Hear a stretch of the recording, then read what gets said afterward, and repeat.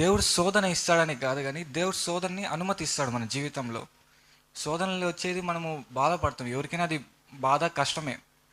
కానీ ఆ శోధన వచ్చేసి మనకి ఎందుకు వస్తుంది? మనల్ని మార్చేదానికి, మనలో ఉన్న మిస్టేక్స్ని కనిపెట్టేదానికి.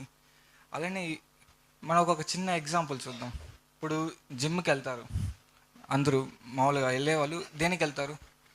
మజిల్స్ గ్రో చేయాలనేసి. ఇప్పుడు మజిల్ గ్రో చేయాలంటే ఏం చేయాలి? వర్కౌట్ చేయాలా, ఎక్సర్సైజ్ చేయాలా? అదే విషయంగా ఇప్పుడు ఎక్సర్సైజ్, జిమ్కి వెళ్తాను, తెల్లారి వెళ్తాను, మళ్ళీ వస్తాను, నాకు మజిల్స్ పెరిగిపోతుంటే పెరుగుతుందా? మనం ఏం చేయాలంటే దానికి తగినట్టు ఎక్సర్సైజ్ చేసి మనకి పెయిన్ తెచ్చుకొని ఆ మజిల్స్ని ట్రైన్ చేయాలి, అప్పుడే అది పెరుగుతుంది. అలానే మన జీవితంలో కూడా ఏదైనా విషయం మారాలంటే కష్టాలే మనం మారుస్తాయి. దేవుడు కష్టాలని ఉపయోగించి మనం మార్చే విధంగా దేవుడు చూస్తున్నాడు. మనం చూడొచ్చు 1 కొరింథీయులు